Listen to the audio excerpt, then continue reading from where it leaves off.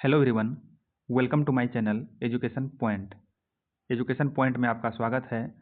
आज है 10 जनवरी 2026 और आज हम खान सर का बिहार सामान्य ज्ञान पार्ट 2 देखेंगे। पार्ट 1 में हमने बिहार के प्राचीन इतिहास के बारे में पढ़े थे। आज हम बिहार का मध्यकालीन इतिहास पढ़ेंगे। तो चलिए स्टार्ट करते हैं।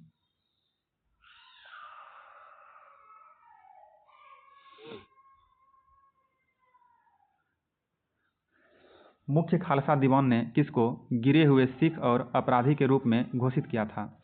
मुख्य खालसा दीवान ने किसको गिरे हुए सिख और अपराधी घोषित किया था? तो ये किया था गदर पार्टी के क्रांतिकारी को। गदर पार्टी के क्रांतिकारी को। इसका व्याख्या देखते हैं।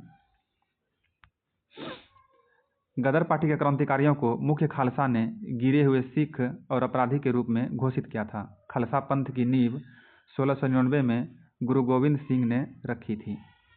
अगला प्रश्न है, इनमें से किसने बक्सर के युद्ध के तुरंत बाद अंग्रेजों के विरुद्ध बिहार में विद्रोह की शुरुआत की थी?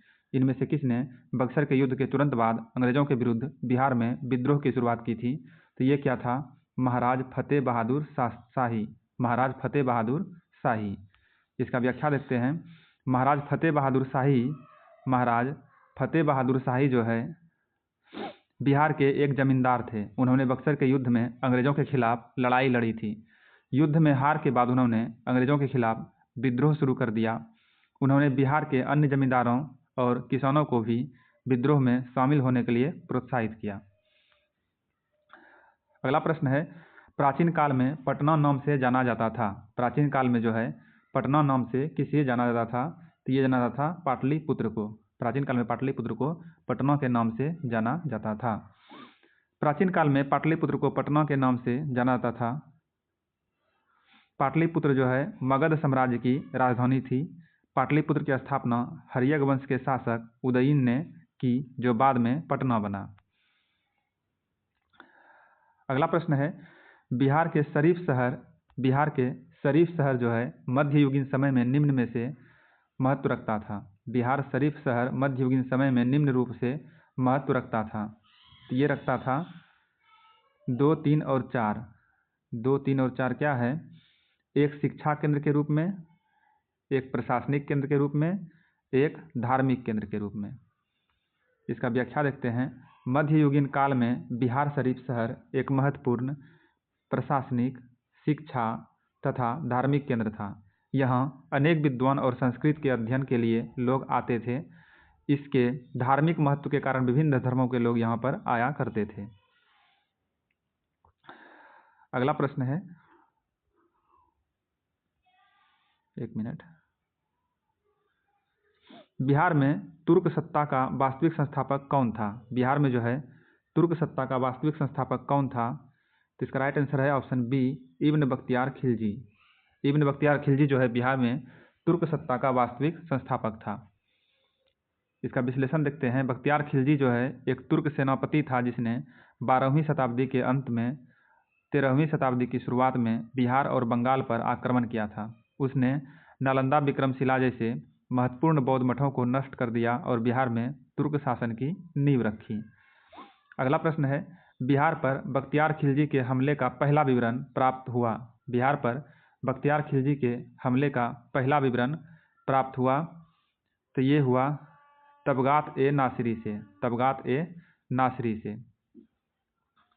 इसका विश्लेषण देखते हैं। बिहार में बख्तियार खिलजी के हमले का पहला विवरण हमें मिन्हास उस सिराज की रचना तबकात ए नासिरी से प्राप्त होता है। तबकात ए नासिरी की रचना जो है किसने किया था? मिन्हाज उस सिराज ने। उसने प्रसिद्ध विक्रमशिला और नालंदा सहित अन्य बौद्ध शिक्षण संस्थानों को नष्ट कर दिया। इस आक्रमण में हजारों बौद्ध भिक्षु मारे गए और बहुमूल्य पांडुलिपियां जला दी गई। अगला प्रश्न देखते हैं। इल्तुतमिश ने बिहार में अपना प्रथम सूबेदार नियुक्त किया था। इल्तुतमिश ने बिहार में अपना प्रथम सूबेदार किसको नियुक्त किया था? तो ये किया था मलिक जानी को। मलिक जानी को। इसका विश्लेषण है। इल्तुतमिश ने जो 1225 ईस्वी में बिहार शरीफ एवं बाढ़ पर अधिकार किया तथा राजमहल की पहाड़ियों में तेलियागढ़ी के समीप सियामुद्दीन एवाज को पराजित किया।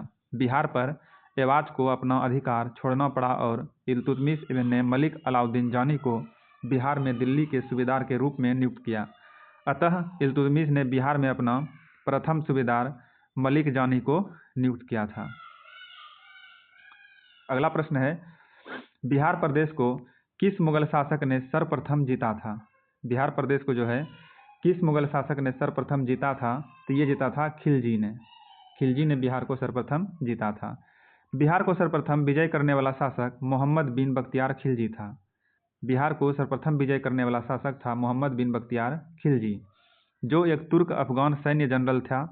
उसने 1200 ईस्वी में बिहार पर कब्जा किया और इस क्षेत्र में तुर्की शासन की नींव रखी। अगला प्रश्न है, 1529 ईस्वी में किसने दक्षिण बिहार पर आक्रमण किया लेकिन शेर खां के द्वारा परास्त किया गया? इसका राइट आंसर है ऑप्शन ए, नुसरत शाह। नुसरत शाह।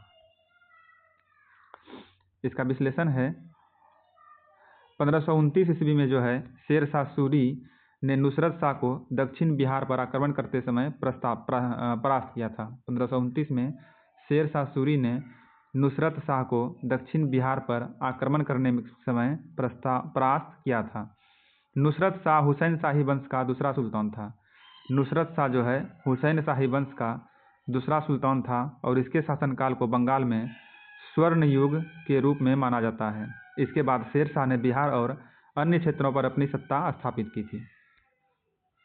अगला प्रश्न है, मध्यकाल में बिहार शरीफ का नगर महत्वपूर्ण रहा।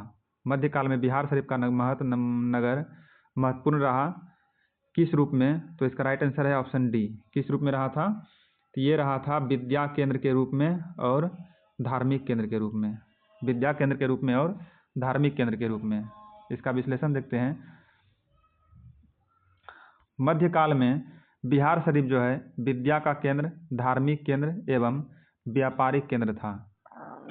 बिहार शरीफ बौद्ध शिक्षा का महत्वपूर्ण केंद्र रहा। 10वीं सदी में पाल वंश की स्थानीय राजधानी बिहार शरीफ थी। अगला प्रश्न है, बिहार के सुप्रसिद्ध संत शरफुद्दीन मनेरी का संबंध सूफियों के किस संप्रदाय से था? बिहार के सुप्रसिद्ध संत शरफुद्दीन मनेरी का संबंध सूफियों के किस संप्रदाय से था? तो ये था फिरदौसी संप्रदाय से। फिरदौसी संप्रदाय से। इसका व्याख्या है, शरफुद्दीन मनेरी जो है 13वीं शताब्दी में के एक प्रमुख सूफी संत थे। शरफुद्दीन मनेरी जो है 13वीं शताब्दी के एक प्रमुख सूफी संत थे। वे फिरदौसी संप्रदाय के संस्थापक नजमुद्दीन कुबरा के शिष्य थे। वे जो है फिरदौसी संप्रदाय के संस्थापक नजमुद्दीन कुबरा के शिष्य थे। उन्होंने बिहार में सूफीवाद के फिरदौसी संप्रदाय को लोकप्रिय बनाने में महत्वपूर्ण भूमिका निभाई। वे अपनी सादगी, त्याग और ईश्वर के प्रति प्रेम के लिए जाने जाते थे। अगला प्रश्न है, पटना में किस सिख गुरु का जन्म हुआ था? पटना में जो है किस सिख गुरु का जन्म हुआ था? तो इसका राइट आंसर है ऑप्शन डी, गुरु गोविंद सिंह का। पटना में जो है गुरु गोविंद सिंह का जन्म हुआ था। सिखों के 10वें गुरु थे गुरु गोविंद सिंह। इनका जन्म 1666 ईस्वी में पटना साहिब बिहार में हुआ था। इन्होंने 1699 में खालसा पंथ की स्थापना की। गुरु गोविंद सिंह के द्वारा 5 ककार की शुरुआत की गई। इन्होंने महिलाओं के लिए कौर की उपाधि और पुरुषों के लिए सिंह की उपाधि दी। महिलाओं के लिए कौर की उपाधि और पुरुषों के लिए सिंह की उपाधि दी थी गुरु गोविंद सिंह ने। अगला प्रश्न है, जलालगढ़ किला बिहार के किस जिले में स्थित है? जलालगढ़ किला जो है बिहार के किस जिले में है? तो ये है पूर्णिया में। जलालगढ़ किला जो है बिहार के पूर्णिया में स्थित है। बिहार के पूर्णिया जिले में स्थित जलालगढ़ किला मुगल काल के दौरान एक सैनिक छावनी के रूप में बनाया गया था। यह किला मुख्य रूप से सुरक्षा और सैन्य उद्देश्यों के लिए उपयोग होता था। इसका स्थापत्य मुगल और अफगान शैली का अनूठा मिश्रण है। इसका जो है स्थापत्य मुगल और अफगान शैली का अनूठा मिश्रण है। अगला प्रश्न है, कश्मीर घाटी के अंतिम मुस्लिम शासक यूसुफ शाह चक्र, जिन्हें मुगल सम्राट अकबर द्वारा बिहार में निर्वासित किया गया था, दफन है। तो कहाँ दफन है? ये है नालंदा में। नालंदा में। इसका विश्लेषण देखते हैं। यूसुफ शाह चक कश्मीर घाटी का अंतिम स्वतंत्र मुस्लिम शासक था। यूसुफ शाह चक कश्मीर घाटी का अंतिम स्वतंत्र मुस्लिम शासक था। इसने 1579 से 1586 ईस्वी तक कश्मीर पर शासन किया। इसने मुगल सम्राट अकबर के खिलाफ विद्रोह किया था, लेकिन उसे हार का सामना करना पड़ा था। अकबर ने उसे बिहार से निर्वासित कर दिया, जहां 1592 में उनकी मृत्यु हो गई। उन्हें नालंदा में दफनाया गया था। अगला प्रश्न है बिहार का आधुनिक इतिहास से। डच ईस्ट इंडिया कंपनी ने किस वर्ष पटना में अपना कारखाना स्थापित किया? डच ईस्ट इंडिया कंपनी जो है किस वर्ष पटना में अपना कारखाना स्थापित किया? तो ये किया 1632 ईस्वी में। 1632 ईस्वी में। इसका दूसरे भाषा में प्रश्न है कि डच ईस्ट इंडिया कंपनी ने किस वर्ष अपनी फैक्ट्री पटना में स्थापित की? तो इसका भी आंसर वही होगा, 1632 ईस्वी में। और तीसरे रूप में प्रश्न है बिहार में डचों द्वारा पहली फैक्ट्री कहाँ स्थापित की गई थी? ये की गई थी पटना में। इसका व्याख्या देखते हैं। डच ईस्ट इंडिया कंपनी जो है इसकी स्थापना 1602 में की गई थी।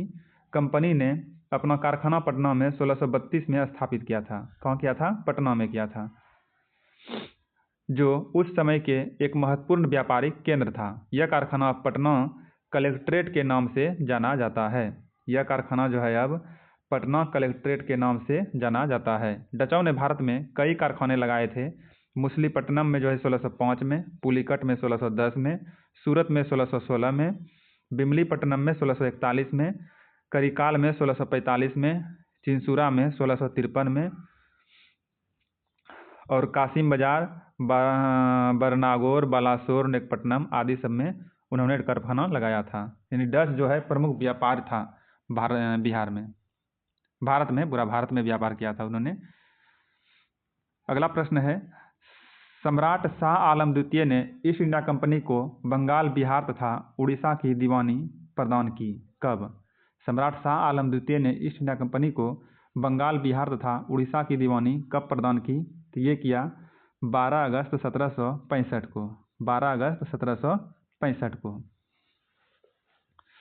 देखते हैं इसका विश्लेषण में क्या है। इलाहाबाद की संधि जो है, इलाहाबाद की संधि हेतु रॉबर्ट क्लाइव को जो है दूसरी बार भारत का गवर्नर बनाकर भेजा गया। 12 अगस्त 1765 में इलाहाबाद की संधि रॉबर्ट क्लाइव व मुगल सम्राट शाह आलम द्वितीय के मध्य हुई थी। 12 अगस्त 1765 को जो है इलाहाबाद की संधि रॉबर्ट क्लाइव व मुगल सम्राट शाह आलम द्वितीय के मध्य हुई थी। इस संधि के अनुसार ईस्ट इंडिया कंपनी को बंगाल, बिहार और उड़ीसा की दीवानी प्राप्त हुई थी। मुगल सम्राट शाह आलम द्वितीय को इसके बदले 26 लाख रुपये पेंशन दी गई थी। अगला प्रश्न है बंगाल के दीवानी अधिकार अंग्रेजों को मिले। बंगाल के दीवानी अधिकार अंग्रेजों को किस संधि द्वारा मिले थे? तो ये मिला था इलाहाबाद की संधि के द्वारा। इलाहाबाद की संधि कब हुई थी? 1765 ईस्वी में हुई थी। 1765 ईस्वी में मुगल बादशाह शाह आलम द्वितीय और ईस्ट इंडिया कंपनी के प्रतिनिधि रॉबर्ट क्लाइव के बीच इलाहाबाद की संधि पर हस्ताक्षर किए गए थे। इस संधि के तहत मुगल बादशाह शाह आलम द्वितीय ने अंग्रेजों को बंगाल, बिहार एवं उड़ीसा की दीवानी दी गई थी। इसके बदले कंपनी ने मुगल सम्राट को 26 लाख रुपये की वार्षिक पेंशन देना स्वीकार किया। आगे है कंपनी ने अवध के नवाब से कड़ा और इलाहाबाद के क्षेत्र को लेकर मुगल सम्राट शाह आलम द्वितीय को दे दिए।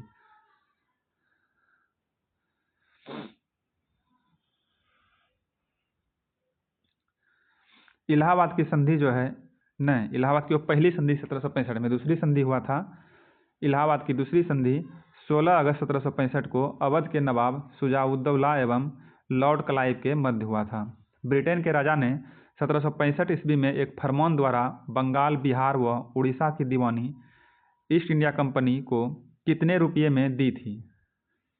तो ये दिया था 26 लाख रुपये में। 26 लाख रुपये में, अभी पढ़े थे ना 26 लाख। इसका व्याख्या देखते हैं। 12 अगस्त 1765 को ईस्ट इंडिया कंपनी ने मुगल सम्राट शाह आलम द्वितीय को हराकर बंगाल, बिहार और उड़ीसा की दीवानी प्राप्त की। दीवानी क्या होता है? दीवानी होता है राजस्व वसूलने का अधिकार। रॉबर्ट क्लाइव ने यह अधिकार जो है 26 लाख रुपए वार्षिक पेंशन के बदले हासिल किया था। 1857 के विद्रोह में बाबू कुंवर सिंह ने बिहार के किस क्षेत्र से नेतृत्व किया था? तो ये किया था आरा क्षेत्र से। आरा के जगदीशपुर से किया था। इसके अथवा में प्रश्न है दूसरे शब्दों में कि 1857 के विद्रोह में के एक नेता कुंवर सिंह किस स्थान से संबंधित थे? तो ये था जगदीशपुर से संबंधित। बिहार की किस रियासत के राजा ने स्वतंत्रता संग्राम में सक्रिय भाग लिया था? तो ये लिया था जगदीशपुर के राजा वीर कुंवर सिंह ने।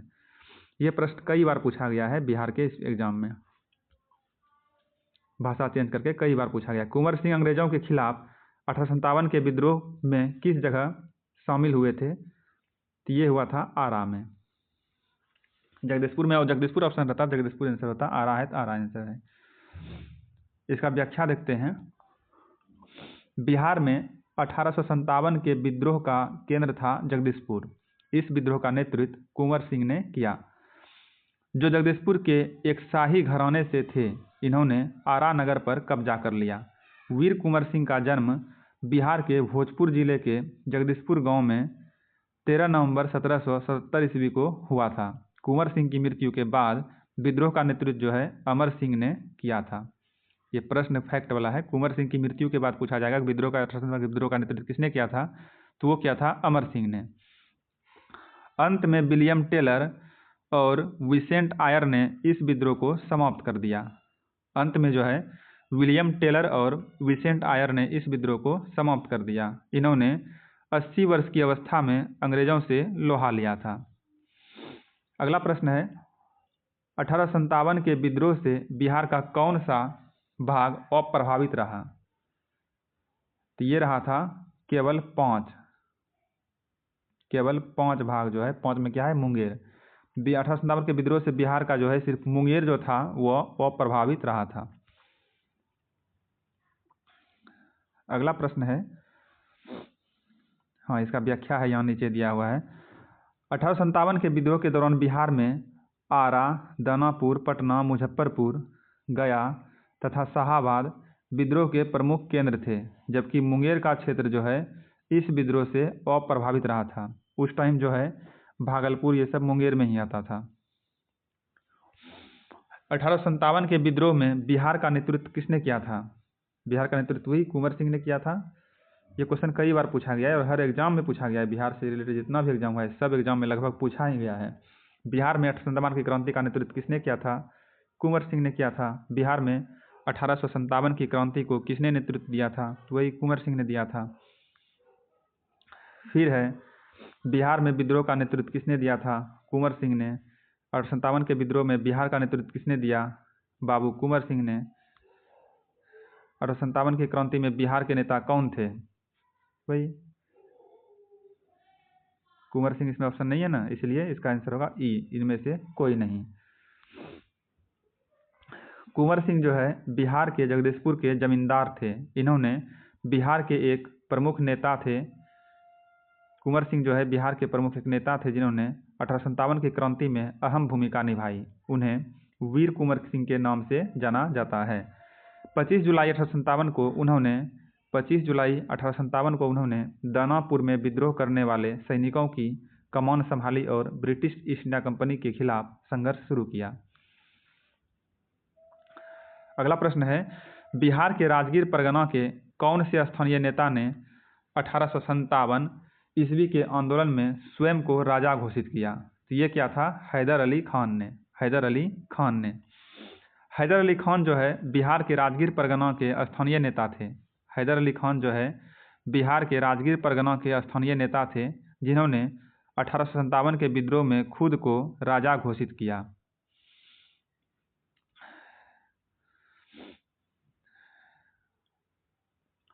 दस मई 1857 ईस्वी में मेरठ में शुरू हुआ विद्रोह जल्द की बिहार सहित उत्तर भारत के एक बड़े हिस्से में फैल गया। जल्द ही होगा, जल्द की लिख दिया है। किस ब्रिटिश अधिकारी ने भारत सरकार को सूचित किया कि पटना के मुसलमान पेशावर के नज़दीक 64वीं नेटिव इन्फेंट्री के साथ आपस में पत्र व्यवहार करते थे और याचना की कि ब्रिटिश के विरुद्ध बगावत करें। तो इसका राइट आंसर है option A, Robert Montgomery. Robert Montgomery. प्रश्न था इसका कि किस ब्रिटिश अधिकारी ने भारत सरकार को सूचित किया कि पटना के मुसलमान पेशावर के नज़दीक 64वीं नेटिव इन्फेंट्री के साथ आपस में पत्र व्यवहार करते थे और याचना की कि ब्रिटिश के विरुद्ध बगावत करें। तो ये था ब्रिटिश अधिकारी रॉबर्ट मोंटगोमरी। इसका व्याख्या देखते हैं। Major general Robert Arthur Montgomery जो है ब्रिटिश सेना के अधिकारी थे जिन्होंने प्रथम विश्व युद्ध के साथ अन्य क्षेत्रों में भूमिका निभाई थी। इन्हें पंजाब प्रांत का गवर्नर भी बनाया गया। इन्हें जो है पंजाब प्रांत का गवर्नर भी बनाया गया। इन्होंने 64वीं NI के सैनिकों की ब्रिटिश विरुद्ध नीतियों को उजागर किया। अगला प्रश्न है, बिहार में 1857 की क्रांति कहाँ से शुरू हुई? बिहार में 1857 की क्रांति कहाँ से शुरू हुई थी? तो ये हुई थी देवघर से शुरू हुई थी। भारत के प्रथम स्वतंत्रता संग्राम 1857 की बिहार में शुरुआत वर्तमान झारखंड राज्य के देवघर जिले के रोहिणी नामक स्थान से शुरू हुई थी। इसके अलावा दानापुर, आरा, गया, पटना, मुजफ्फरपुर और शाहाबाद में भी विद्रोह हुआ। विद्रोह का केंद्र था। अगला प्रश्न है, बिहार राष्ट्रीय कांग्रेस के 1912 पटना अधिवेशन के अध्यक्ष कौन थे? बिहार राष्ट्रीय कांग्रेस के 1912 में जो पटना में अधिवेशन हुआ था उसके अध्यक्ष कौन थे? तो उसका अध्यक्ष था R.N. मुधोलकर। R.N. मुधोलकर। भारतीय राष्ट्रीय कांग्रेस का 27वां अधिवेशन 1912 में पटना के निकट बांकीपुर में आयोजित किया था। इस अधिवेशन की अध्यक्षता रघुनाथ नरसिंह मुधोलकर ने की थी। अगला प्रश्न है, बिहार में पहला कांग्रेस अधिवेशन कहाँ हुआ? बिहार में पहला कांग्रेस अधिवेशन कहाँ हुआ? बांकीपुर में हुआ। बांकीपुर में। बांकीपुर पटना में ही है। बिहार में कांग्रेस का प्रथम अधिवेशन कहाँ रखा गया था? तो ये बांकीपुर ऑप्शन नहीं रहेगा, तो इसका आंसर होगा पटना। एक मिनट।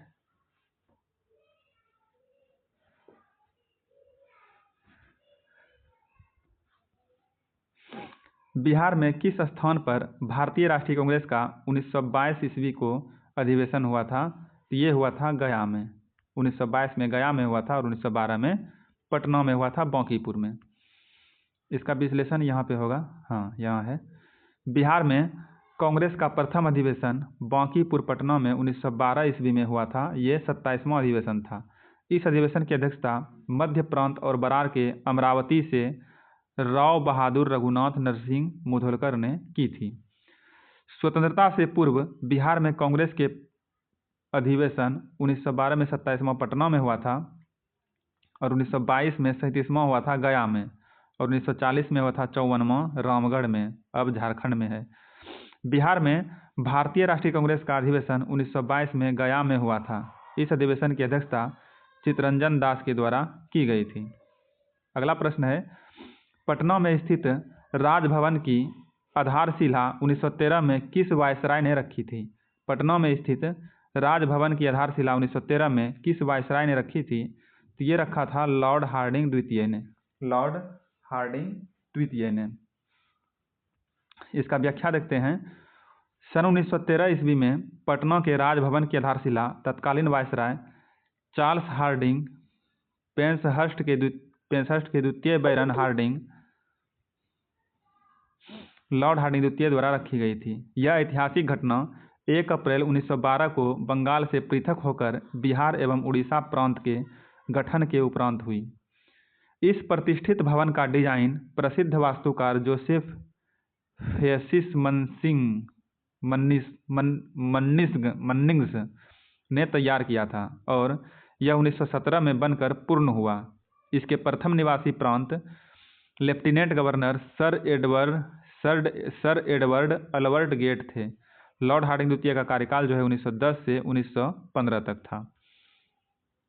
अगला प्रश्न है, बिहार के प्रथम भारतीय गवर्नर कौन थे? बिहार के प्रथम भारतीय गवर्नर थे सत्येंद्र सिन्हा। उड़ीसा तथा बिहार के प्रथम भारतीय गवर्नर वर्ष 1920-21 में लॉर्ड सत्येंद्र प्रसन्न सिन्हा थे। वर्ष 1915 में ये बम्बई में भारतीय राष्ट्रीय कांग्रेस के अध्यक्ष भी बने थे। अगला प्रश्न है, ब्रिटिश शासनकाल के दौरान नया प्रांत बिहार कब अस्तित्व में आया? ब्रिटिश शासन के दौरान नया प्रांत बिहार जो है कब अस्तित्व में आया? ये आया था मार्च 1912 में। ब्रिटिश शासन के दौरान बिहार को एक अलग प्रांत का दर्जा किस वर्ष दिया गया था? 1912 में। दूसरे शब्दों में है कि बिहार पहली बार ब्रिटिश शासित भारत के तहत बंगाल प्रेसिडेंसी से अलग कब हुआ? तो ये हुआ 1912 में।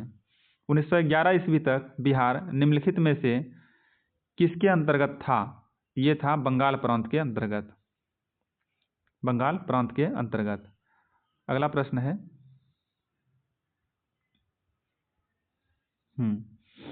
अथवा में ही प्रश्न है, उसी प्रश्न को जो है कई भाषा में पूछा गया है।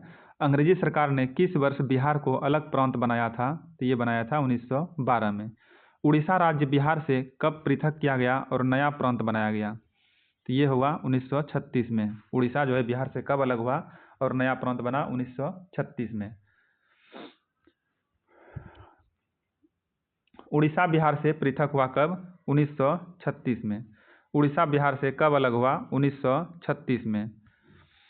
किस वर्ष उड़ीसा को बिहार से पृथक किया गया? तो ये किया गया 1936 में। कई बार ये क्वेश्चन पूछा गया है। उड़ीसा राज्य बिहार से कब पृथक किया गया और नया प्रांत बनाया गया? 1936 में। बिहार राज्य का गठन कब हुआ था?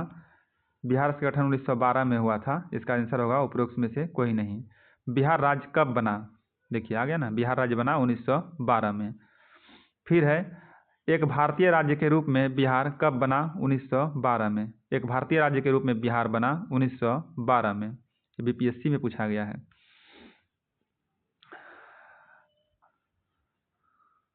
हो गया। इस तरह से पार्ट 2 हमारा समाप्त होता है। देखते हैं पार्ट 3 में क्या है, तो उसका सॉल्यूशन हम लोग कल करेंगे। धन्यवाद।